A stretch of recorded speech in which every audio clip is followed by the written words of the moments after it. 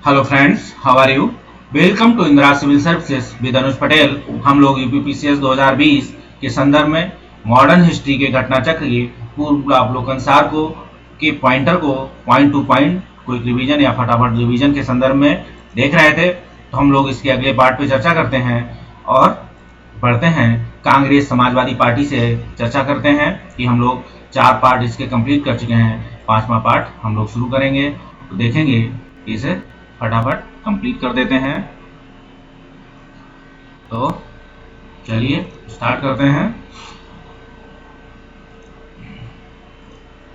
ये है Congress Samajwadi party 1934। Congress Samajwadi party की पहली बैठक की अगर बात करेंगे कि कांग्रेस समाज सोशलिस्ट पार्टी की पहली बैठक पटना में हुई थी, याद रखिएगा स्थान। और ये 1934 में घटना घटी थी। और एम एन राय, गणेश शंकर विद्यार्थी और जो है पट्टमताड़ू पिल्लई और आचार्य नरेंद्र देव में से कांग्रेस समाजवादी पार्टी दल के प्रमुख नेता थे। तो आचार्य नरेंद्र देव जो है कांग्रेस समाजवादी दल के प्रमुख नेता थे। आगे हम चर्चा करें 1934 में जो पटना में अखिल भारतीय कांग्रेस समाजवादी पार्टी का संयोजक था, तो जयप्रकाश नारायण इसके संयोजक थे। और जयप्रकाश नारायण कांग्रेस समाजवादी पार्टी से जुड़े हुए भी थे और आचार्य नरेंद्र देव भी थे। आगे हम बात करें तो 1934 में कांग्रेस समाजवादी पार्टी का गठन किया गया था। तो जयप्रकाश नारायण और आचार्य नरेंद्र दोनों ही क्वेश्चनों को जोड़ के आपसे देखिए क्वेश्चन पूछ लिया गया तीसरी बार। आगे हम बात करें बिहार सोशलिस्ट पार्टी के संस्थापक थे, तो जयप्रकाश नारायण बिहार सोशलिस्ट पार्टी के संस्थापक माने जाते हैं। आगे हम चर्चा करें तो लोकनायक के नाम से जाने जाता है, तो लोकनायक को जयप्रकाश नारायण के नाम से जाना जाता है। जयप्रकाश दिवस अप्रैल 1946 को मनाया जाता है। और श्री नरसिंह नारायण समाजवादी थे, याद रखिएगा। ये बिहार स्पेशल क्वेश्चन पूछा गया होगा। आगे चर्चा करें तो देखते हैं कि 1946 में हस्तांतरित बम्बई मैनिफेस्टो प्रत्यक्ष रूप से क्या है, प्रत्यक्ष रूप से समाजवादी आदर्शों को प्रतिपादित जो है कई कथन है। 1936 में हस्ताक्षरित बम्बई मैनिफेस्टो प्रत्यक्ष रूप से समाजवादी आदर्शों के प्रतिपादन का विरोधी था।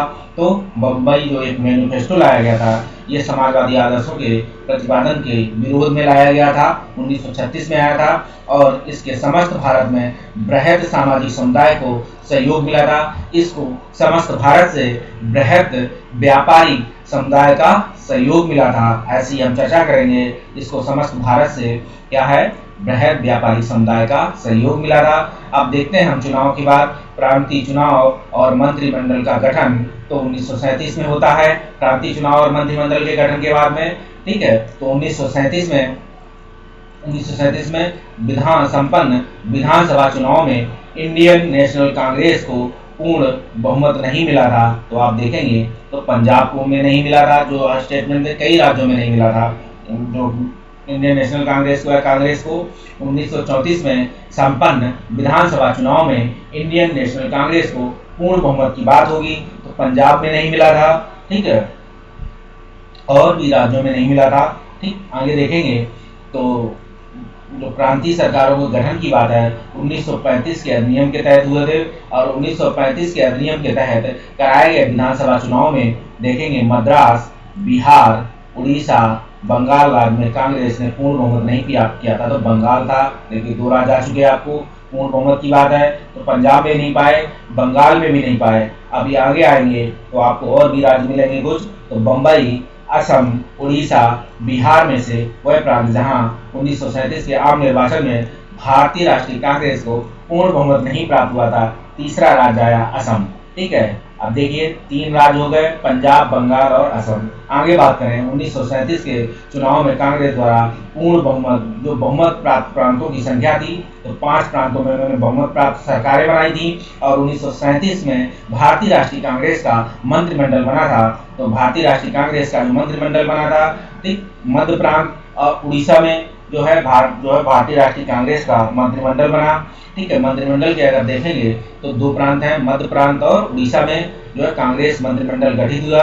और भी राज्यों में हुए थे, आगे देखेंगे तो 1937 में आम चुनाव के बाद आप देखेंगे भारतीय राष्ट्रीय कांग्रेस ने अपनी सरकारें जहाँ बनाई हैं, तो बिहार, मद्रास और उड़ीसा। अभी हम लोग पीछे चर्चा किए थे कि मध्य प्रांत और उड़ीसा, आप देख सकते हैं मध्य प्रांत, उड़ीसा, बिहार और मद्रास 4 हो गए। अब बात करेंगे, ठीक, बिहार, मद्रास, उड़ीसा, पंजाब में 16 प्रदेश जिसमें 1935 के अधिनियम के तहत कांग्रेस ने अपनी मंत्रिमंडल का गठन नहीं किया था, वो है पंजाब। पंजाब में सरकार नहीं गठित हुई थी कांग्रेस की, और बंगाल में नहीं हुई थी। ठीक है, आगे बात करें, 1937 के आम चुनाव में कांग्रेस का मंत्रिमंडल देखोगे तो 6 प्रांतों में बना था। ठीक है, और आप देखोगे 1937-35 के अधिनियम के उपरांत जो है 1937 में हुए चुनाव में गठित कांग्रेस मंत्रिमंडलों का कार्यकाल था 28 माह उन्होंने कार्य किया था, और मुस्लिम लीग ने मुक्ति दिवस 1939 में मनाया था, और कांग्रेस ने भू स्वामित्व को समाप्त करने की नीति अपनाई थी। जो कांग्रेस का जो कार्यकारिणी समिति थी 1937 में, इसमें आप देखेंगे कांग्रेस ने भू स्वामित्व को समाप्त करने की नीति अपनाई थी। आगे चर्चा करें, 1937 में चुनाव के पश्चात यूपी में गठित मंत्रिमंडल में वित्त विभाग सौंपा गया था, तो किसको वित्त विभाग आप देखेंगे यूपी में गठित किया था, रफी अहमद किदवई को सौंपा गया था। और कांग्रेस प्रशासित प्रदेशों में, ठीक है, मुस्लिमों की शिकायतों से संबंधित रिपोर्टों का सही क्रम देखेंगे। ठीक है, कांग्रेस प्रशासित प्रदेशों में आप मुस्लिम शिकायतों से संबंधित रिपोर्टें दी, तो पीरपुर रिपोर्ट शरीफ पहली, पीरपुर रिपोर्ट है, शरीफ रिपोर्ट है, मुस्लिम जो है सफरिंग्स है अंडर कांग्रेस रूल। ठीक है, जो 3 है, 2 है पीरपुर शरीफ, पीरपुर रिपोर्ट, वो पीरपुर रिपोर्ट, शरीफ रिपोर्ट, और मुस्लिम की बात करेंगे तो मुस्लिमों की, तो मुस्लिम सफरिंग्स अंडर कांग्रेस रूल्स की बात है। आगे हम कांग्रेस का त्रिपुरी संकट आता है 1939, तो 1938 में आप देखेंगे भारतीय राष्ट्रीय कांग्रेस के अध्यक्ष निर्वाचित हुए थे, तो सुभाष चंद्र बोस थे, और भारतीय राष्ट्रीय कांग्रेस ने एक हरिपुरा अधिवेशन की अध्यक्षता आप देखेंगे, तो हरिपुरा आप 1938 में हुआ था, तो जस्टिस सुभाष चंद्र बोस ने किया था। हरिपुरा जहां भारतीय राष्ट्रीय कांग्रेस का वार्षिक अधिवेशन 1938 में सुभाष चंद्र बोस की अध्यक्षता में हुआ था, वह नाम है गुजरात में स्थित है हरिपुरा। और आगे बात करें तो भारतीय राष्ट्रीय कांग्रेस के तुपरी सम्मेलन में जो है 1939 में सुभाष चंद्र बोस को कांग्रेस का अध्यक्ष चुना गया। यह त्रिपुरी है, जबलपुर, देखा त्रिपुरी जबलपुर मध्य प्रदेश की बात है ये। ठीक है, यहीं पर काम जो है महात्मा गांधी ने, ठीक है, इनके अध्यक्ष पद के चुने जाने का विरोध किया था, क्योंकि वो अपने एक दूसरे व्यक्ति को बैठाना चाहते थे। लेकिन अधिकतर लोगों ने क्या हुआ, कांग्रेस के समर्थन को सुभाष चंद्र बोस में समर्थन में क्या किया था, वोटिंग की थी, और सुभाष चंद्र बोस दूसरी बार पुनः अध्यक्ष चुने गए, तो तुपरी अध्यक्ष थे। और भारतीय राष्ट्रीय कांग्रेस का अधिवेशन जिसमें कांग्रेस अध्यक्ष चुनाव में सुभाष चंद्र बोस ने पट्टाभ सीतारमैया को पराजित किया था। तो पट्टाभ सीतारमैया त्रिपुरी अधिवेशन 1939 में हारे थे, और सुभाष चंद्र बोस के त्याग पत्र के बाद भारतीय राष्ट्रीय कांग्रेस के अध्यक्ष पद बने थे।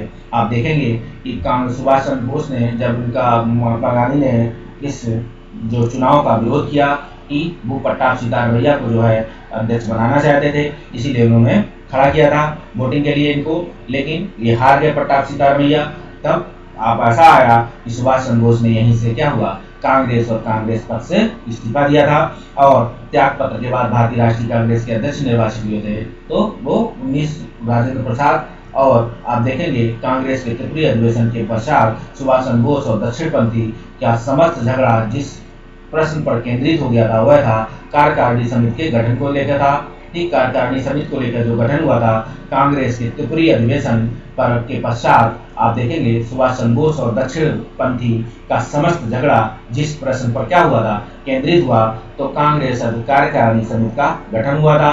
वह राष्ट्रवादी नेता जिसने जर्मनी और ब्रिटेन के बीच युद्ध को क्या हुआ, एक ईश्वर प्रदत्त अवसर के रूप में देखा, जिसमें भारतीयों को उस स्थिति में ही अपने हित में लाभ उठाने का मौका मिला था, तो सुभाष चंद्र बोस था।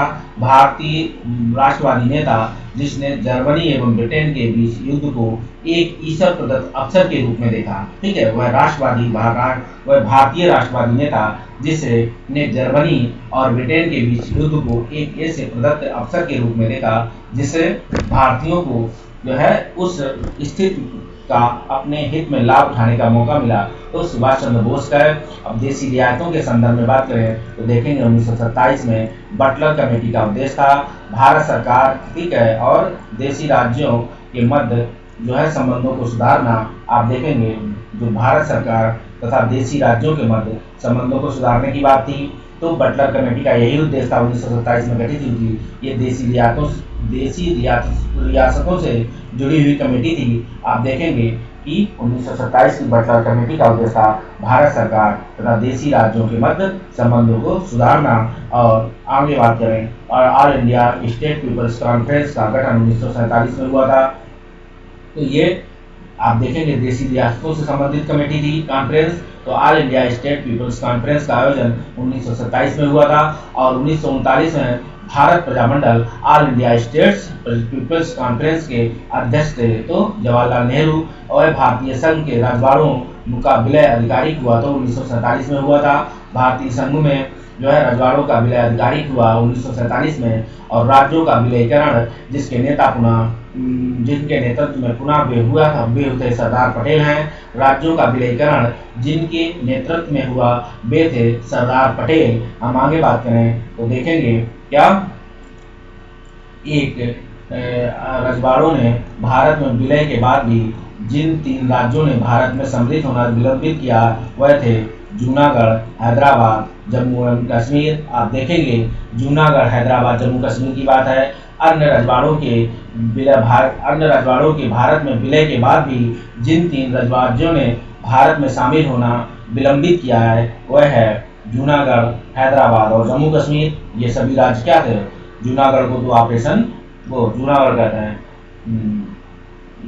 हैदराबाद को तो ऑपरेशन पोलो के तहत जो है लिया गया था। आगे बात करें देखें जम्मू कश्मीर का भारत का अभिन्न अंग बना तो 26 अक्टूबर 1947 को। और बात करें भारतवर्ष के विभाजन के समय ब्रिटिश भारत के पंजाब, असम, बंगाल और बिहार में वह प्रांत जिसने एक संयुक्त एवं स्वतंत्र अस्तित्व की योजना सामने रखी तो ये नाम था पंजाब। आप देखेंगे क्या पंजाब के विभाजन के समय ब्रिटिश भारत के पंजाब, असम, बंगाल, बिहार में से वह प्रांत जिसने एक संयुक्त तथा स्वतंत्र अस्तित्व की योजना रखी। अब पंजाब की बात थी। हम आगे बात करें देशी राज्यों में यथावत स्टैंड स्टिल समझौते के पक्षधर थे तो हैदराबाद था। देशी राज्यों के यथावत स्टैंड स्टिल समझौते का तो हैदराबाद देखेंगे आप। देशी राज्यों में यथावत स्टैंड स्टिल समझौते का पक्षधर है तो ये हैदराबाद था। आगे बात करें जो ये क्वेश्चन था सेकंड वाला कि भारतवर्ष के विभाजन के समय ब्रिटिश भारत के पंजाब, असम, बंगाल, बिहार में से प्रांत संयुक्त और स्वतंत्र अस्तित्व के लिए योजना सामने रखी तो पंजाब ने रखी थी। ठीक है, आगे बात करें द्वितीय विश्व युद्ध शुरू होता है तो द्वितीय विश्व युद्ध में देखेंगे कि द्वितीय विश्व युद्ध के संबंध में भारतीय राष्ट्रीय कांग्रेस की नीति पूर्ण स्वतंत्रता का आश्वासन मिलने पर ब्रिटिश को सहयोग करना। ऐसा द्वितीय विश्व युद्ध में भारतीय राष्ट्रीय कांग्रेस की नीति अपनाई थी कि अगर आप मुझे पूर्ण स्वतंत्रता का आश्वासन देते हैं तो हम आपका सहयोग करेंगे। आगे बात करें द्वितीय विश्व युद्ध में भारतीय राष्ट्रीय कांग्रेस ने अंग्रेजों को सहयोग प्रदान किया। ठीक है, क्योंकि उन्हें पूर्ण स्वतंत्रता प्राप्त होने की आशा थी। ये वार दोनों असत्य हैं। ठीक है, ना ही कांग्रेस ने किया था ना ही उन्हें आशा थी, क्योंकि ऐसा मानने से ब्रिटेन ने मना कर दिया था। ये AR दोनों असत्य हैं, याद रखिएगा।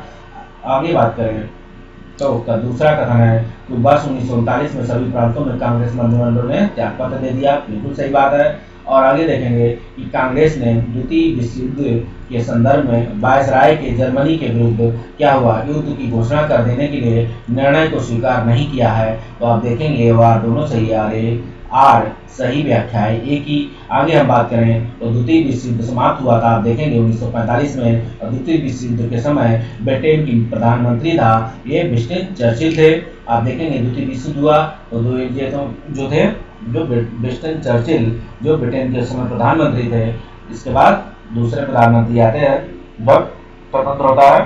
पाकिस्तान की बात करें तो देखेंगे कि भारतीय मुसलमानों के एक पृथक राज्य ने क्या हुआ कि पाकिस्तान शब्द का प्रयोग सबसे पहले किया है वह है चौधरी रहमत अली एवं उनके मित्र ने।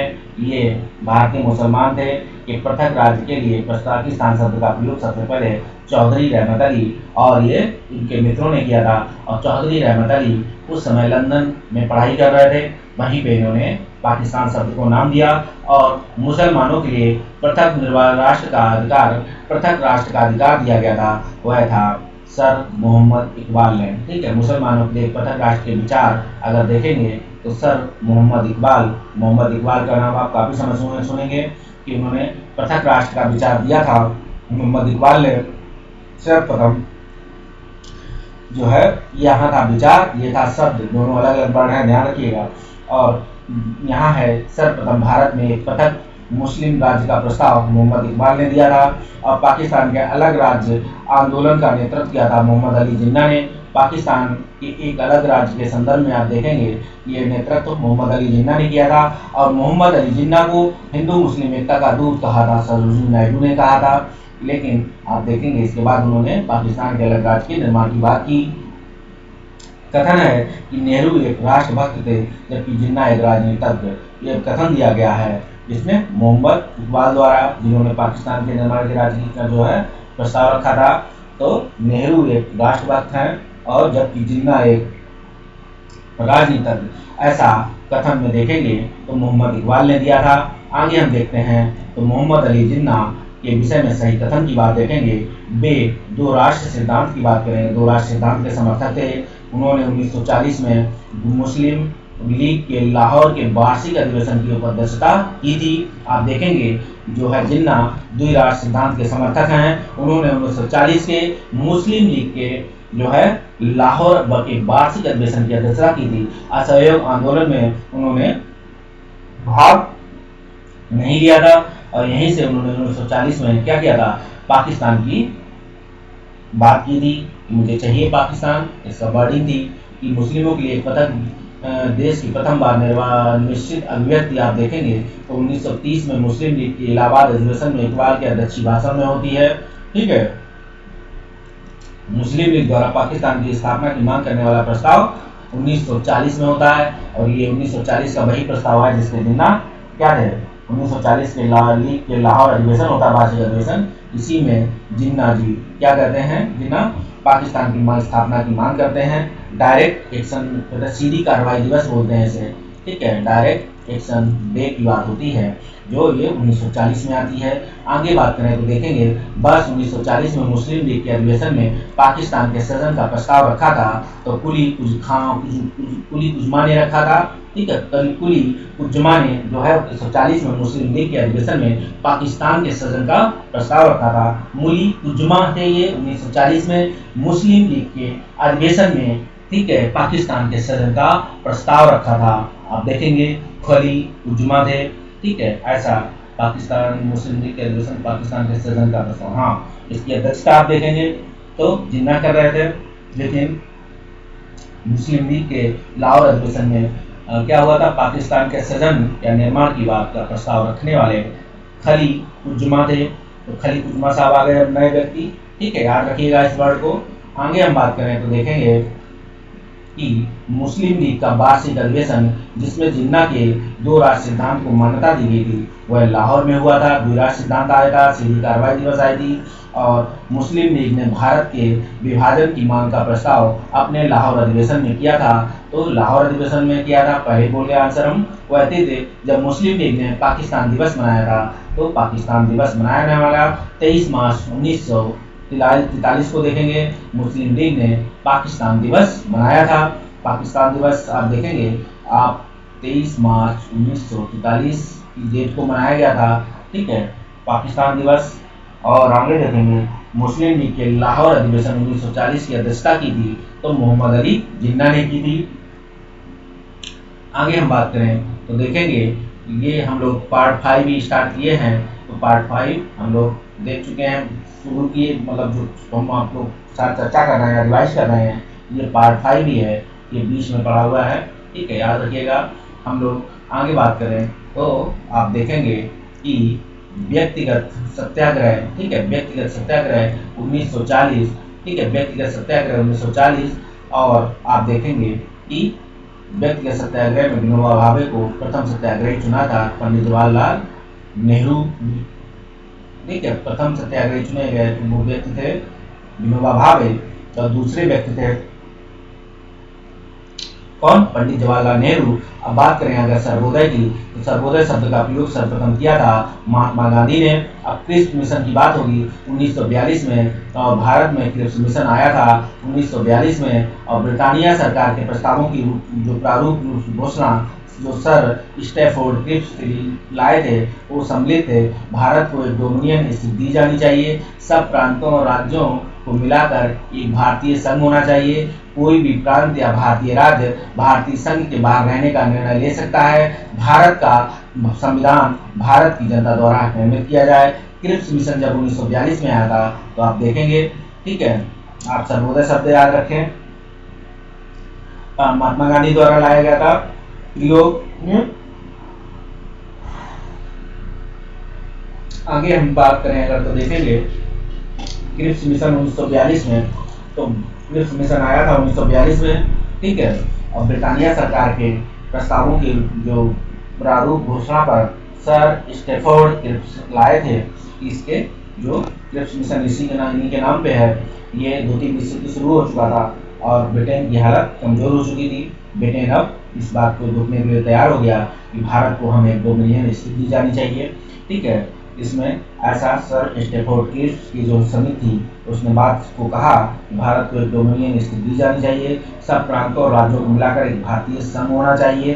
तो कोई भी प्रांत या भारतीय राज्य भारतीय संघ से बाहर रखने का निर्णय ले सकता है। ये देखिए बीच बीच में जो है ऐसे ही ब्रिटेन वाले गुलाटी मार रहे थे कि एक तरफ कहते थे कि प्रांतों और राज्यों के बीच ये क्या मिलाकर एक भारतीय संघ होना चाहिए, लेकिन कोई भी राज्य और प्रांत भारतीय राज्य और प्रांत क्या है भारतीय संघ से बाहर रहने का निर्णय ले सकता है।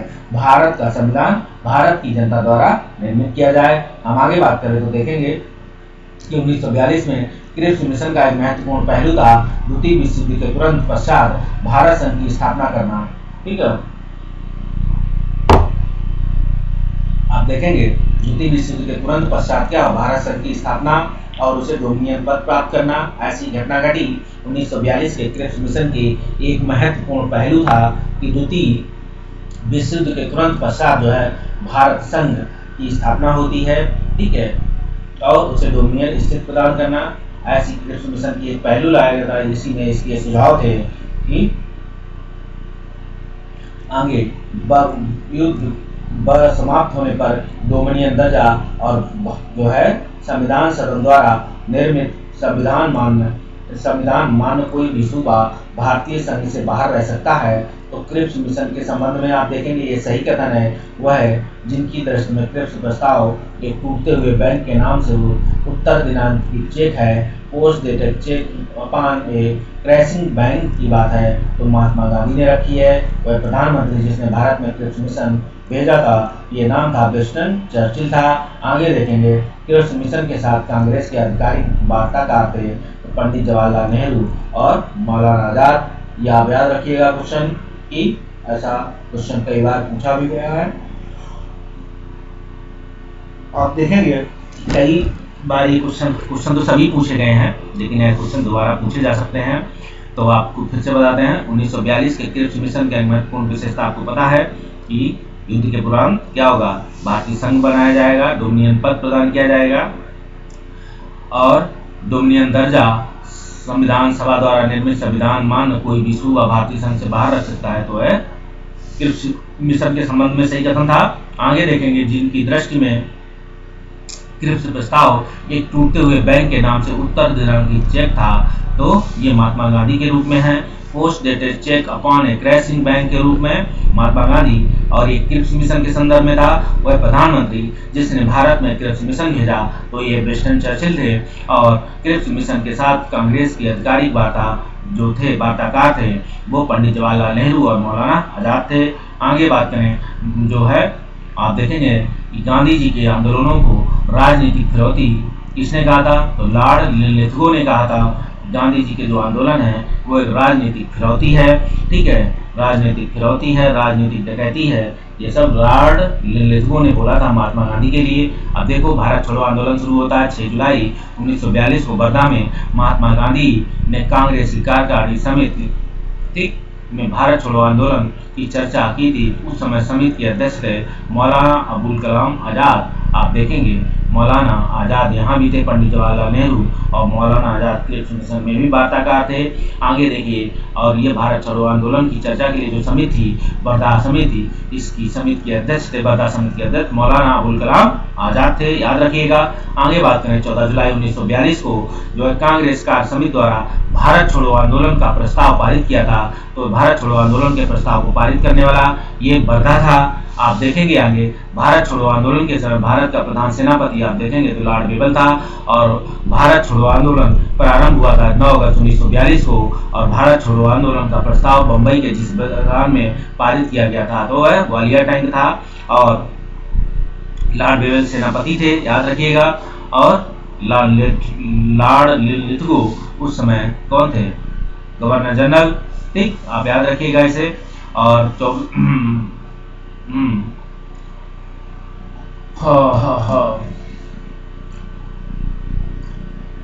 सॉरी, इसकी बात करें, भारत छोड़ो आंदोलन प्रारंभ करने के पूर्व दिन महात्मा गांधी ने जो है राजसी रियासतों के राजाओं को अपनी जनता की संप्रभुता स्वीकार करने के लिए कहा था। भारत छोड़ो आंदोलन प्रारंभ करने के पूर्व दिन, एक दिन पहले, राजसी राज्य जो देसी रियासतें थी या राजसी रियासतें, इन राजाओं को कहा था कि वह अपनी जनता की प्रभुता को स्वीकार कर लें, क्योंकि राजा उस समय साथ नहीं दे रहे थे। ठीक, हम भारत को एक या तो आज़ाद करा के करेंगे, या तो हम भारत को या तो आज़ाद करेंगे या आज़ादी के प्रयास में दिवंगत होंगे, ऐसा भारत छोड़ो आंदोलन से होता है। आगे हम बात करें तो महात्मा गांधी ने बोला था आगे, करो या मरो, महात्मा गांधी करो या मरो भारत छोड़ो आंदोलन। और बलदेव सहाय ने, जो बलदेव सहाय थे, इन्होंने महाधिवक्ता पद से त्याग पत्र 1942 भारत छोड़ो आंदोलन में दिया था।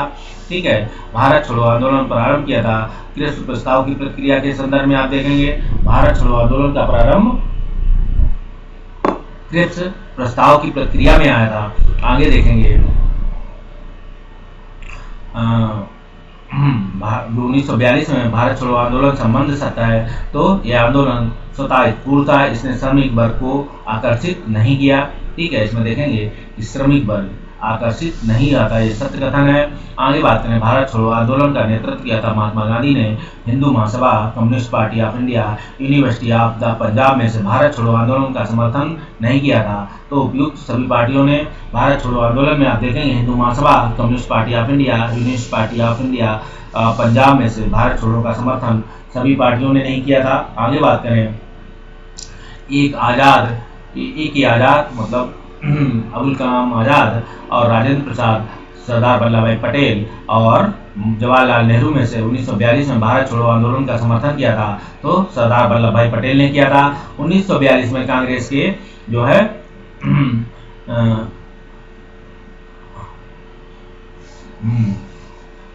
1942 में कांग्रेस के बम्बई अधिवेशन में भारत छोड़ो प्रस्ताव पर जो प्रस्तावित किया गया था, तो भारत छोड़ो प्रस्ताव बम्बई अधिवेशन में आप देखेंगे तो प्रस्तावित करने वाले थे नेहरू, जवाहरलाल नेहरू ने किया था। और भारत छोड़ो प्रस्ताव का आलेख बनाया था महात्मा गांधी ने, आलेख बनाया था। आप याद रखिएगा, जब भारतीय राष्ट्रीय कांग्रेस ने भारत छोड़ो आंदोलन प्रस्तावित किया, पारित किया, तो कांग्रेस के अध्यक्ष थे मौलाना अबुल कलाम आज़ाद, और भारतीय राष्ट्रीय कांग्रेस लगातार 6 वर्षों तक अध्यक्ष रहे थे।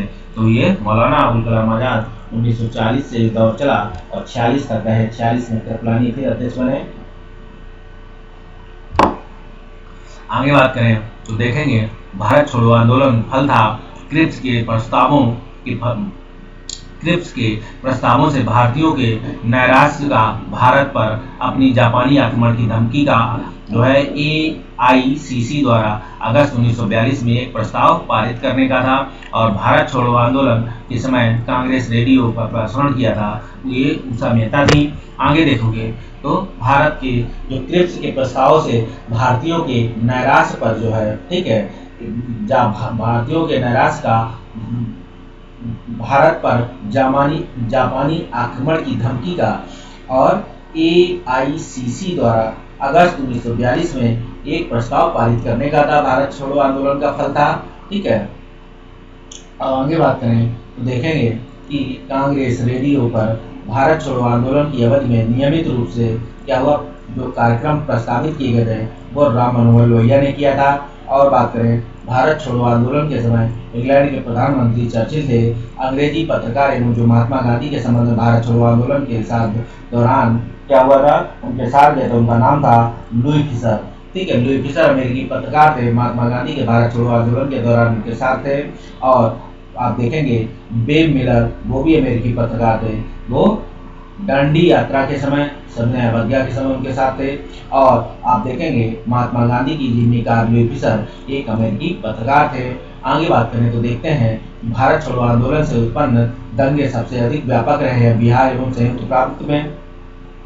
बिहार एवं संयुक्त प्रांत में क्या होता, भारत छोड़ो आंदोलन से सबसे अधिक व्यापक दंगे हुए। और लॉर्ड लिलिथगो ने 1942 में अगस्त आंदोलन को सिपाही विद्रोह के बाद सर्वाधिक गंभीर विद्रोह बताया। ठीक है, क्योंकि कुछ क्षेत्रों में किसान व्यापक रूप से आंदोलन में खड़े हो चुके थे। ये वार दोनों सही है, व्याख्या भी कर रहा है, याद रखिएगा इसे। ठीक है, और डॉक्टर राजेंद्र प्रसाद ने 9 अगस्त 1942 को गिरफ्तार कर भेज दिया था। तो राजेंद्र प्रसाद बांकीपुर जेल में थे। भारत छोड़ो आंदोलन महात्मा गांधी को बंदी बनाया गया था बम्बई में, और फिर इन्हें आगा खां पैलेस में रखा गया था। भारत छोड़ो प्रस्ताव पारित होने के बाद गांधी जी को कैद रखा गया था, तो आगा खां पैलेस में। और 9 अगस्त 1942 को जिन दो नेताओं को हजारीबाग में गिरफ्तार कर लिया था वह थे शिव कुमार और रामानंद थे। महात्मा गांधी तथा उनके सहयोगियों की 1942 में धरपकड़ से बिहार में बहुत से दंगे हुए, रेल सेवाओं की ठप हो गई। उसमें अधिकतम प्रभावित जिला था तो मुंगेर था। बिहार स्पेशल क्वेश्चन है ये। आगे जयप्रकाश नारायण को राष्ट्रीय स्तर का नेता की पहचान मिली भारत छोड़ो आंदोलन के संदर्भ में। आप देखेंगे जयप्रकाश नारायण को राष्ट्रीय स्तर का नेता घोषित किया मिला, पहचान मिली। और भारत छोड़ो आंदोलन के दौरान जेल से फरार होकर भूमिगत गतिविधियों को संगठित किया था तो वह जयप्रकाश नारायण थे। आप देखेंगे भारत छोड़ो आंदोलन के दौरान जेल से फरार होकर भूमिगत गतिविधियों को संगठित किया गया तो जयप्रकाश नारायण ने किया। हम आगे चर्चा करें तो देखेंगे तो 7 सितंबर 1942 को श्री योगेंद्र शुक्ल गए थे, तो पटना में गए थे। 7 दिसंबर 1942 को श्री योगेंद्र शुक्ल गए थे तो पटना में। ठीक है, आगे बात करें तो देखते हैं कि श्री जगत नारायण लाल और पत्नी का नाम था श्रीमती रामप्यारी। ठीक है, याद रखिएगा ये सब। तो ये बिहार स्पेशल क्वेश्चन है, यहाँ पे याद रखिएगा, कहीं पूछा जाए क्योंकि भारत छोड़ो आंदोलन से ये सभी लोग जुड़े हुए थे। तो भारत छोड़ो आंदोलन के दौरान जेल से फरार होकर भूमिगत गतिविधियों को जो है भूमिगत गतिविधियों आप देखेंगे तो जयप्रकाश नारायण, राम मनोहर लोहिया ये सभी थे। और उषा मेहता रेडियो से। ठीक है, आगे बात करें देखेंगे भारत छोड़ो आंदोलन से लोगों को जागृत करने और साहस दिलाने की सफलता मिली थी। करो या मरो का नारा जो है लोगों के मन में प्रवेश कर गया। दोनों कथन सही है, व्याख्या कर रहा है। आगे राष्ट्रीय स्वयंसेवक संघ जो RSS बोलते हैं इसे। ठीक है, याद रखिएगा 1900 भारत छोड़ो आंदोलन से पृथक रहा। बिल्कुल सत्य बात है कि RSS ने भारत छोड़ो आंदोलन में साथ नहीं दिया था। इसका विचार था कि इस आंदोलन से भारत की स्वतंत्रता देर में मिलेगी, ऐसा कथन असत था ये। आगे बात करें तो देखेंगे कथन भारत छोड़ो आंदोलन के परिणाम स्वरूप अंग्रेज और मुसलमान कांग्रेस के प्रति समान घृणा के एक दूसरे के नजदीक आ गए। भारत छोड़ो कथन के आप देखेंगे कि भारत छोड़ो आंदोलन के परिणाम स्वरूप अंग्रेज और मुसलमान, ठीक है, अब अंग्रेज और मुसलमान फिर एक हो रहे हैं, देख लीजिए आप। तो अंग्रेज और मुसलमान कांग्रेस के प्रति समान घृणा के कारण एक दूसरे के नजदीक आ गए। जिन्ना ने ब्रिटिश सरकार के पक्ष के सहयोगी तरह कार्य करने लगे अब। और आपने देखा होगा कि ऐसा कभी कभी ना हमेशा रहा है, कोई ना कोई अंग्रेजों ने अपनी तरफ मिला के रखा और उड़ते रहे। तो जिन्ना ने ब्रिटिश सरकार के पक्ष के सहयोगियों की तरह कार्य किया और मुसलमानों को 1942 के कांग्रेस आंदोलन से दूर रहने को कहा। लिए गया ए और आर दोनों सही है, आर ए की सही व्याख्या है। हम आगे चर्चा करें तो देखेंगे स्वतंत्रता संग्राम के दौरान जिस आंदोलन में आशा अली भूमिगत होकर क्या कार्यकलाप हुई वो थी भारत छोड़ो आंदोलन। प्रमुख महिला संगठन आशा अली, डॉक्टर राम मनोहर लोहिया और एक नाम और थे, क्या नाम था उनका नाम था जयप्रकाश नारायण। ये सभी थे भूमिगत आंदोलन चलाए थे। आंदोलन जिसके साथ अनुआ आसफ अली जुड़ी थी, तो अनुआ आसफ अली आप देखेंगे भारत छोड़ो आंदोलन से जुड़ी हुई थी। और भारत छोड़ो आंदोलन में आप देखेंगे समांतर सरकारों की स्थापना बलिया, सतारा, कामरूप इन सभी में जिलों में की गई थी। और भी जिले हैं। भारत छोड़ो आंदोलन भारतीय राष्ट्रीय जो है भारतीय राष्ट्रीय का आंदोलन की एक पराकाष्ठा थी, सही कथन है। भारत छोड़ो आंदोलन के पश्चात शक्ति हस्तांतरण की प्रक्रिया की खोज जो समय की तकाजा थी। और आप ये देखेंगे दोनों कथन सही है, व्याख्या भी है। आप देखेंगे भारत छोड़ो आंदोलन के उपरांत श्री राजगोपालाचारी ने दी वे आउट नामक एक पैम्फलेट जारी किया। ठीक है, भारत छोड़ो आंदोलन के उपरांत आप देखेंगे दी वे आउट नामक एक पंपलेट जारी किया। ब्रिटिश भारत और भारतीय राज्यों के प्रति प्रतिनिधियों को मिलाकर एक युद्ध सलाहकार परिषद, ठीक है, ब्रिटिश भारत और भारतीय राज्यों के प्रतिनिधियों को मिलाकर एक युद्ध सलाहकार परिषद की स्थापना की। केंद्रीय सरकार, ठीक है, केंद्रीय कार्यकारी परिषद का इस प्रकार पुनर्गठन की governor general, commander in chief के अतिरिक्त अन्य सभी सदस्य भारतीय नेता हों। केंद्रीय तथा प्रांतीय विधानमंडलों को 1945 के अंत में नए चुनाव कराए जाएं। संविधान का निर्माण कराने के लिए वाले निकायों को यथासंभव शीघ्र आयोजित किया जाए। संवैधानिक गतिरोध का हल में से एक प्रस्ताव इस पंपलेट में था। तो यही संवैधानिक गतिरोध का हल इस पंपलेट में था। कहा गया था कि जनरल तथा कमांडर इन चीफ के अतिरिक्त अन्य सभी सदस्य भारतीय होंगे। ठीक है, केंद्रीय तथा प्रांतीय विधानमंडलों के 1945 के अंत में नए चुनाव कराए जाएं। संविधान के निर्माण करने वाले निकायों को यथासंभव यथाशीघ्र आयोजित किया जाए।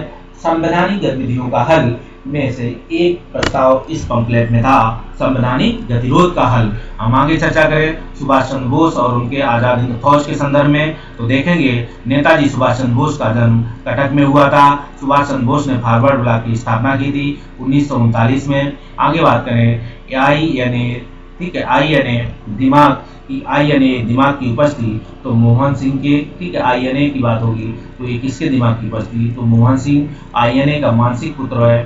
तो INA मानसिक पुत्र था ज्ञानी प्रीतम सिंह और मेजर HIIB एक फूजीवारा का। ठीक है, ये मानसिक पुत्र अगर पूछा जाए तो याद रखिएगा, दिमाग की उपज देखेंगे तो मोहन सिंह, अगर मानसिक पुत्र पूछा जाएगा तो ये ज्ञानी प्रीतम सिंह है। मेजर IB जो है आई बाची फूजीवारा का था। आई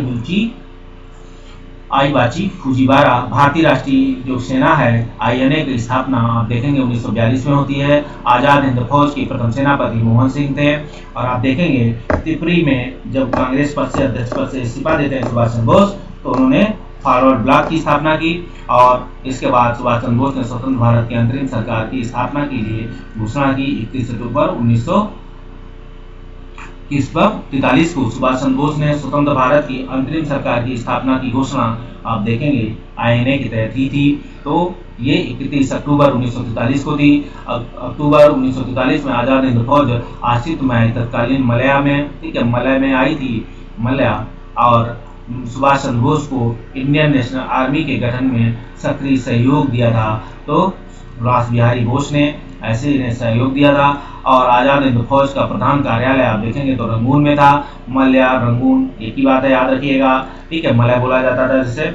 और तुम मुझे खून दो मैं तुम्हें आज़ादी दूंगा, ये सुभाष चंद्र बोस के संदर्भ में है। आगे द फ्री इंडियन लीजन नामक सुभाष चंद्र बोस की बनाई थी। द फ्री इंडियन लीजन जो सेना बनाई थी वो आप सुभाष चंद्र बोस ने बनाई थी। रानी लक्ष्मीबाई रेजिमेंट जो है सुभाष चंद्र बोस की थी। और आगे बात करें सुभाष चंद्र बोस को देश का नायक कहा था तो रविन्द्रनाथ टैगोर ने नायक बोला था इनको। और जय हिंद का नारा सुभाष चंद्र बोस ने ही दिया था। आगे हम बात करें आजाद हिंद फौज दिवस मनाया गया था 12 नवंबर 1945 को। और आजाद हिंद फौज के सैनिकों को 7 वर्ष की कारावास का दंड दिया गया था। तो राशिद अली द्वारा आजाद हिंद फौज के सैनिक को 7 वर्ष का जो कारावास का दंड राशिद अली द्वारा दिया गया था। और आगे बात करें गुरदयाल सिंह, प्रेम सहगल, मोहन सिंह, सैयद नवाज में से आजाद हिंद फौज का वह अधिकारी जिसने लाल किले पर चलाए गए मुकदमे का सामना नहीं किया तो मोहन सिंह थे।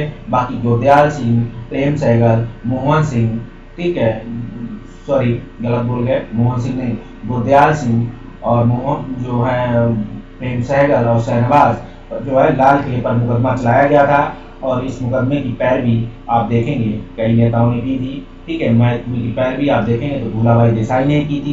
भूलाभाई देसाई इसमें पैरोकार थे। आप जवाहरलाल नेहरू भी थे और भी व्यक्ति थे। आप याद रखना 1945 के आज़ाद हिंद फौज की ओर से लाल किले पर मुकदमे की पैरवी कर रहे वकीलों की अध्यक्षता की थी भूलाभाई देसाई ने।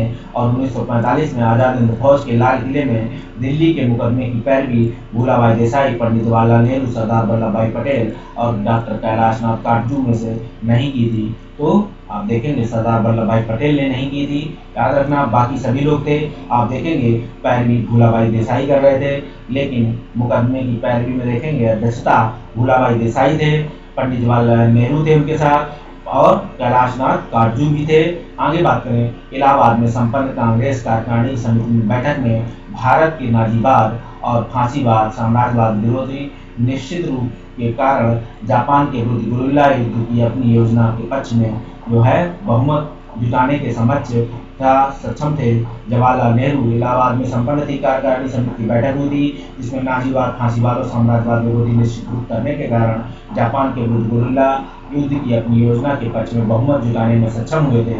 ठीक है, जापान के विरुद्ध गुरिल्ला युद्ध की अपनी योजना तो जवाहरलाल नेहरू हुए थे। आगे बात करें तो कैबिनेट मिशन योजना 1946 में आती है।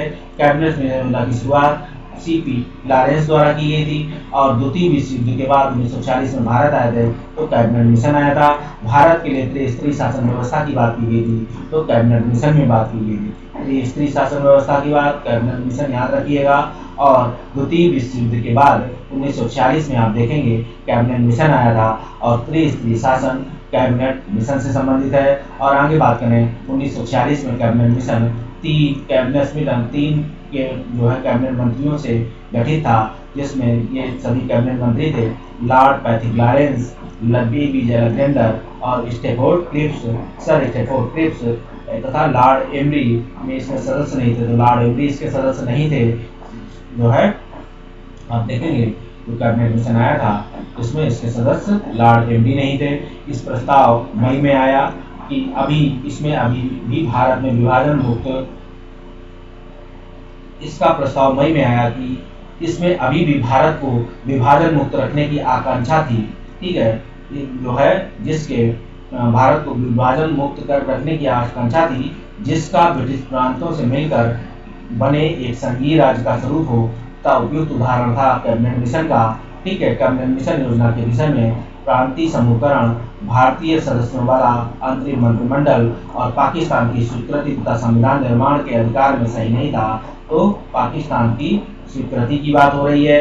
कैबिनेट मिशन योजना के विषय में प्रांतीय समूहीकरण, भारतीय सदस्यों वाला अंतरिम मंत्रिमंडल और पाकिस्तान की स्वीकृति और तथा संविधान निर्माण का अधिकार में सही नहीं था। तो पाकिस्तान की स्वीकृति की बात है। अब वह जिसने वायसराय की एग्जीक्यूटिव काउंसिल के पुनर्गठन के सुझाव दिया था, जिसमें बार मेंबर सहित विभाग भारतीय नेताओं द्वारा किए जाने थे। तो कैबिनेट मिशन के संदर्भ में ठीक है, जिसमें वह जिसने भारतीय वायसराय की एग्जीक्यूटिव काउंसिल के जो है पुनर्गठन के सुझाव दिया था, एक पुनर्गठन का सुझाव दिया वायसराय की एग्जीक्यूटिव काउंसिल के पुनर्गठन का सुझाव, जिसमें बार मेंबर सहित सभी विभाग भारतीय नेताओं द्वारा धारण किए जाने थे। कैबिनेट मिशन 1946 के संदर्भ में हम आगे चर्चा करें। कैबिनेट मिशन के बारे में सही है, इसने एक संघीय सरकार के लिए सिफारिश की थी। महात्मा गांधी, जवाहरलाल नेहरू, सरदार पटेल, मौलाना अबुल कलाम आजाद में से कांग्रेस का नेता जो कैबिनेट मिशन के पूरी तरह पक्ष में था, तो कैबिनेट मिशन के पूरी तरह पक्ष में था तो महात्मा गांधी थे। महात्मा गांधी को देखेंगे, महात्मा गांधी, जवाहरलाल नेहरू, सरदार पटेल और मौलाना अबुल कलाम आजाद में से वह कांग्रेस जिसमें नेता कांग्रेस का वह नेता जो कैबिनेट मिशन योजना के पक्ष में पूरी तरह नहीं था, तो महात्मा गांधी। ठीक है,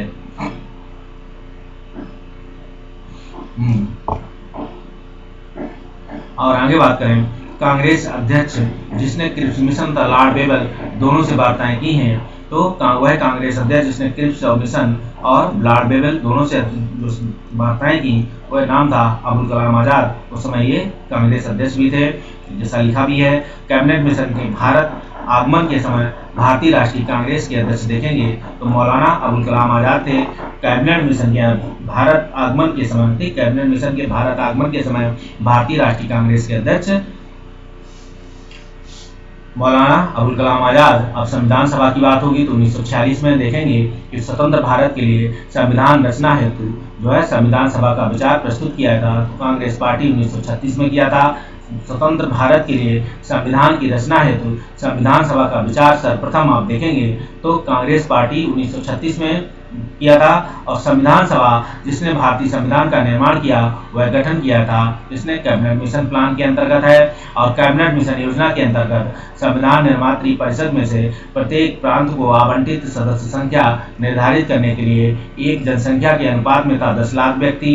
और देखेंगे संविधान सभा का पहला सत्र हुआ था 9 दिसंबर 1946 को और संविधान सभा के अध्यक्ष थे डॉक्टर राजेंद्र प्रसाद। और भारतीय उपनिवेश के लिए प्रभुसत्ता संपन्न संविधान का सभा के प्रथम अध्यक्ष थे डॉक्टर राजेंद्र प्रसाद। आप देखेंगे जो भारतीय उपनिवेश के लिए प्रभुसत्ता संपन्न संविधान सभा के प्रथम अध्यक्ष डॉक्टर राजेंद्र प्रसाद थे। आगे हम बात करें तो देखेंगे वर्ष 1946 में प्रांतीय सभाओं द्वारा भारत की संविधान सभा चुनी गई थी और जवाहरलाल नेहरू, एम जिन्ना, सरदार वल्लभ भाई पटेल भारत की संविधान सभा के सदस्य थे।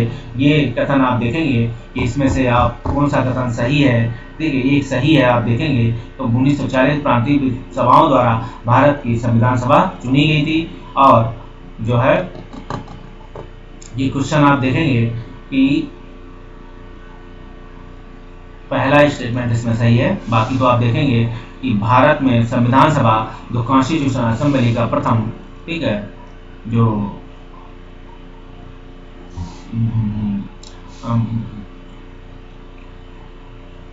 प्रथम अधिवेशन जनवरी 1947 में हुआ था।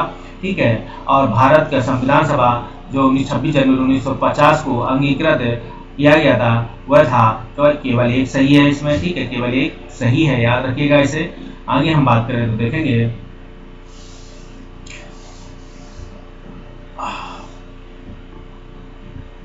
सच्चिदानंद सिन्हा जुड़े थे भारत छोड़ो आंदोलन से। और आगे बात करें ब्रिटिश युग की केंद्रीय लेजिस्लेटिव असेंबली तथा स्वतंत्र भारत के संसद में अध्यक्ष पद संभाला था जी.बी. मालवंकर ने संभाला था। ब्रिटिश युग की केंद्रीय लेजिस्लेटिव असेंबली ठीक है, ब्रिटिश युग की केंद्रीय लेजिस्लेटिव असेंबली तथा स्वतंत्र भारत की संसद में अध्यक्ष पद संभाला था तो वो नाम था जी.बी.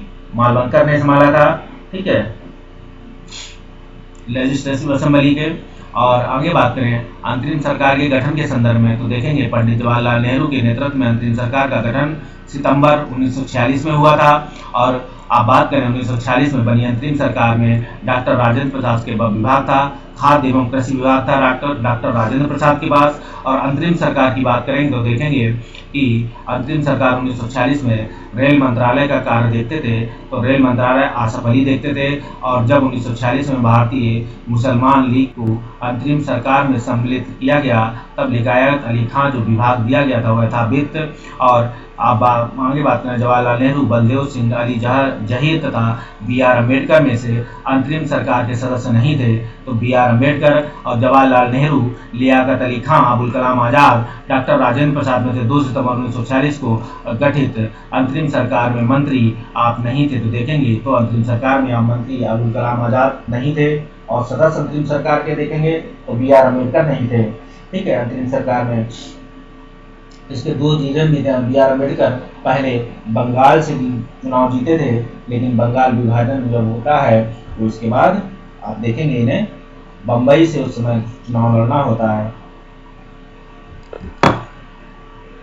आगे बात करें 1946 में चुनाव के पश्चात मुस्लिम लीग ने अपनी सरकार बंगाल में बनाई थी और मुस्लिम लीग ने सीधी कार्रवाई दिवस जो है 16 अगस्त 1946 को देखेंगे जो है 16 अगस्त 1940 को आप सीधी कार्रवाई दिवस मुस्लिम लीग की। और आप देखेंगे भारत का विभाजन एवं स्वतंत्रता संघर्ष, जब भारत को स्वतंत्रता प्राप्त हुई तो उस समय यूके के प्रधान जो जिस पार्टी की सत्ता थी वो लेबर पार्टी की थी। आगे बात करें भारत के स्वतंत्र होते ही और लेबर पार्टी की सत्ता आप देखेंगे द्वितीय विश्व युद्ध के बाद लेबर पार्टी आ गई थी इंग्लैंड में और उसका क्लीमेंट एटली साहब थे। स्वतंत्र होते समय आप देखेंगे इंग्लैंड के प्रधानमंत्री क्लीमेंट एटली थे। और ब्रिटिश सरकार को ने जून 1948 तक भारत छोड़ो आंदोलन जो है घोषणा की थी फरवरी 1947 में। और लॉर्ड माउंटबेटन के रूप में भारत आए थे तो यथासंभव भारत को संयुक्त रखने की विशेष हिदायत के साथ आए थे लॉर्ड माउंटबेटन जो है वायसराय के रूप में भारत आए, यथासंभव भारत को संयुक्त रखने की विशेष हिदायत के साथ आए थे लॉर्ड माउंटबेटन। हम देखेंगे लॉर्ड माउंटबेटन वायसराय के रूप में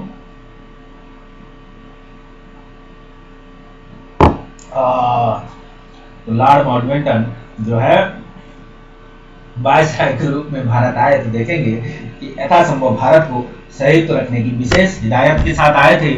आगे बात करें तो देखेंगे कि भारतीय स्वतंत्रता का आधार लॉर्ड माउंटबेटन थे और माउंटबेटन योजना आधार बनी देश के विभाजन की और भारतीय स्वतंत्रता अधिनियम the Indian independence act British संसद द्वारा पारित किया गया जुलाई 1947 में। भारत के विभाजन के संबंध में लॉर्ड माउंटबेटन की सरकारी तौर पर घोषणा की दी गई थी 3 जून 1947 को। अलग अलग क्वेश्चन है, कैसे पूछा जा सकता है फिर से तो देख सकते हैं। भारतीय स्वतंत्रता का आधार बनी लॉर्ड माउंटबेटन योजना और लॉर्ड माउंटबेटन योजना देखेंगे माउंटबेटन योजना देश के विभाजन का भी आधार बनी और भारतीय स्वतंत्रता अधिनियम the Indian independence act British संसद द्वारा पारित जुलाई में किया गया था। और फिर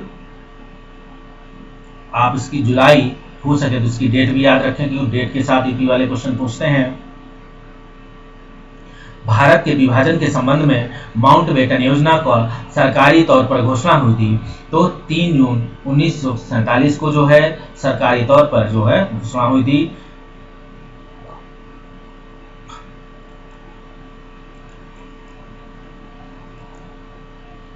अंग्रेजों ने भारत को 1947 में स्वतंत्रता प्राप्त कर दी। ठीक है, अंग्रेजों ने भारत को 1947 में स्वतंत्रता प्रदान कर दी और अंग्रेज द्वितीय विश्व युद्ध में निर्भर हो चुके थे।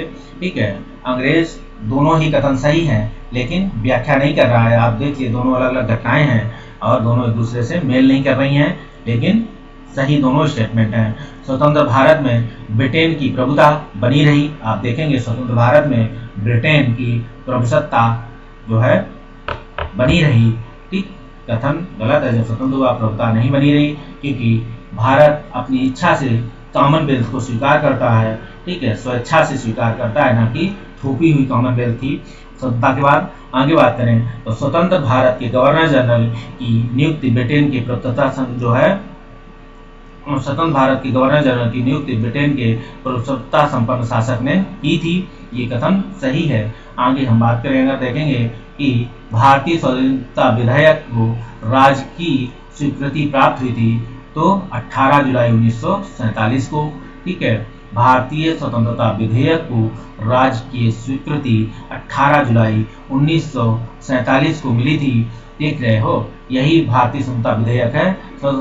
भारतीय स्वतंत्रता अधिनियम the Indian independence act British संसद द्वारा पारित हुआ था तो जुलाई 1947 में। तो यही जुलाई 18 जुलाई थी 1947 को भारतीय स्वतंत्रता विधेयक को जो है राजकीय स्वीकृति मिली थी। आगे बात करें भारत के विभाजन का बाल्कन प्लान आप देखेंगे उपज था तो लॉर्ड माउंटबेटन के मस्तिष्क का उपज था। ये लॉर्ड माउंटबेटन है। भारत के विभाजन का जो बाल्कन प्लान होता है उपज था, बाल्कन प्लान आया था लॉर्ड माउंटबेटन की मस्तिष्क की उपज का था। और 1947 में भारतीय राष्ट्रीय कांग्रेस देश के विभाजन के लिए मुख्य रूप से इसलिए सहमत हुई क्योंकि बड़े पैमाने पर संभावित सांप्रदायिक दंगों को बचाना चाहते थे।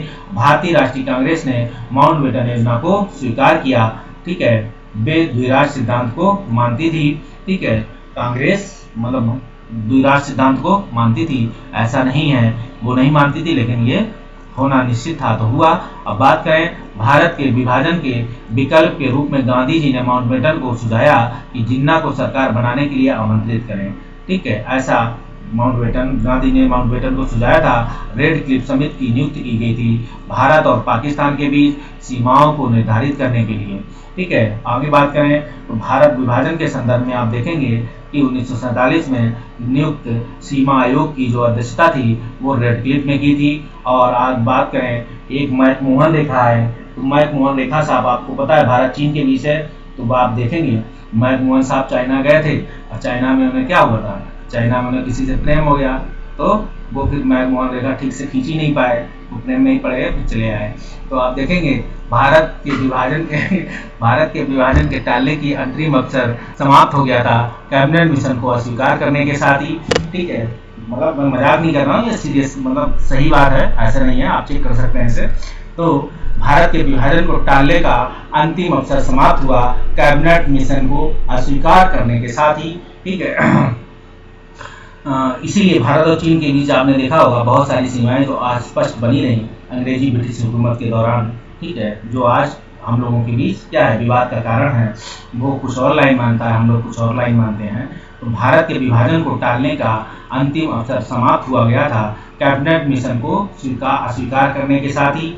ठीक है, कैबिनेट मिशन को अस्वीकार करने के साथ ही आप देखेंगे भारत के विभाजन को टालने का जो अंतिम अवसर समाप्त हो गया था। तो कैबिनेट मिशन को जो है अस्वीकार करने के साथ कैबिनेट मिशन को अस्वीकार किया गया। 14 जून 1947 को कांग्रेस के दिल्ली अधिवेशन होता है। ठीक है, और कांग्रेस के अधिवेशन में भारत के विभाजन का प्रस्ताव स्वीकृत हुआ और इस अधिवेशन के अध्यक्ष देखेंगे तो जेबी कृपलानी थे। आप देखेंगे इस अध्यक्ष जेबी कृपलानी 1947 में इसके अध्यक्ष बने। 1946 तक देखेंगे तो अब्दुल कलाम आजाद थे। और आप देखेंगे कि नई दिल्ली में 1947 में आयोजित अखिल भारतीय कांग्रेस समिति की बैठक में गोविंद वल्लभ पंत, सरदार वल्लभ भाई पटेल, जेबी कृपलानी, अब्दुल कलाम आजाद में से विभाजन के प्रस्ताव का समर्थन किया था। तो वह नाम था अब्दुल कलाम आजाद ने।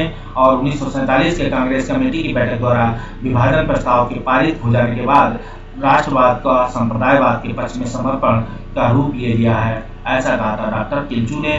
कि 1947 में जब कांग्रेस कमेटी द्वारा जो दिल्ली में बैठक हुई थी, इस बैठक में विभाजन के प्रस्ताव को पारित किया गया कांग्रेस की कमेटी में। और राष्ट्रवाद का फिर इसमें एक स्टेटमेंट आया डॉक्टर किल्चू का, कहते हैं कि राष्ट्रवाद का संप्रदायवाद के पक्ष में समर्पण हो गया, ये डॉक्टर किल्चू बोले थे। आगे बात देखेंगे तो सन 1947 के भारतीय राष्ट्रीय कांग्रेस के दिल्ली अधिवेशन की अध्यक्षता जेबी कृपलानी करते हैं। और जेबी कृपलानी याद रखिएगा, ये कोई महिला नहीं है, ये पुरुष हैं। ठीक है, आप ऐसे नाम समझें कि ये कोई महिला है, ये पुरुष हैं। और अखिल भारतीय कांग्रेस कमेटी की 14 जून 1947 को हुई संपन्न बैठक में भारत विभाजन के पक्ष में मतदान किया था। तो विपक्ष में आप देखेंगे खान अब्दुल गफ्फार खान, नॉर्थ वेस्ट जो है प्रोविंस फ्रंट वाला एरिया था जो क्योंकि ये भारत के पक्ष में थे, विभाजन नहीं चाहते थे। ठीक है, और 14-15 अगस्त को जो है 1947 की मध्यरात्रि को अंतरिम संसद के रूप में सत्ता जो है ग्रहण की। आप देखेंगे संविधान सभा ने सत्ता ग्रहण की। 14-15 की मध्यरात्रि थी, ना 14 था ना 15 था। ठीक है, 14-15 की अगस्त 1947 की मध्यरात्रि केंद्रीय असेंबली में इकबाल का गीत था हिंदुस्तान हमारा, जन गण मन गाया था। तो ये सुब्बा लक्ष्मी ने गाया था। ठीक है, इकबाल का गीत हिंदुस्तान हमारा तथा जन गण मन गाया था तो किसने, यस सुब्बा लक्ष्मी ने जो है केंद्रीय असेंबली में मध्यरात्रि में गीत गाया था। ये याद रखिएगा, कभी भी वाले इस टाइप के क्वेश्चन पूछ सकते हैं, खिलाड़ी आदमी है। और पहले अवसर पर भारत के प्रधानमंत्री नियुक्त किए गए थे। ठीक, पहले अवसर पर भारत की प्रधानमंत्री की नियुक्त की थी, तो ये गवर्नर जनरल थे उस समय। ठीक है, आगे बात करेंगे स्वतंत्र भारत के प्रथम गवर्नर जनरल देखेंगे तो लॉर्ड माउंटबेटन बने रहे थे। लेकिन स्वतंत्र भारत का अंतिम गवर्नर जनरल देखेंगे तो ये सी राजगोपालाचारी थे।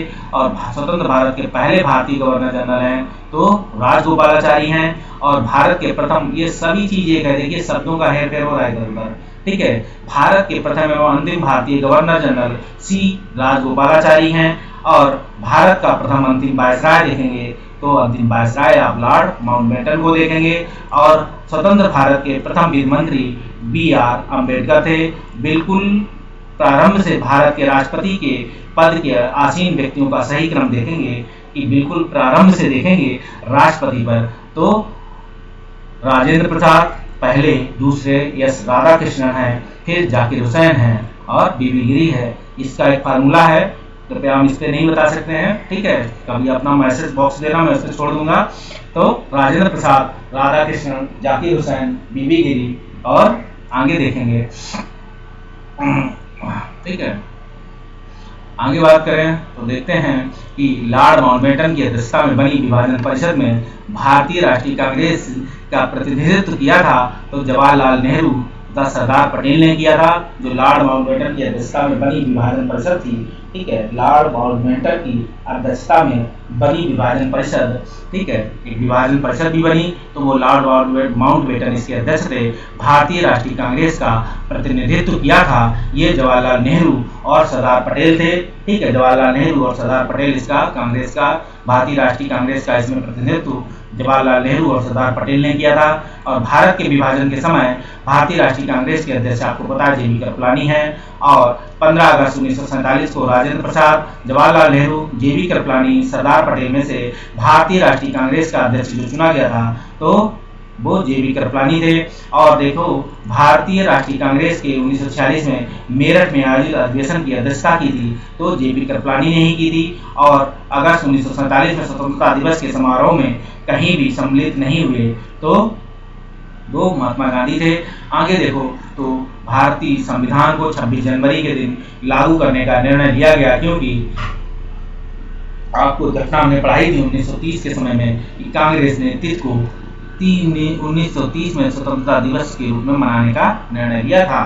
तो इसीलिए 26 इसी तिथि को 1930 में आप देखेंगे उन्होंने स्वतंत्रता दिवस मनाने का निर्णय लिया था।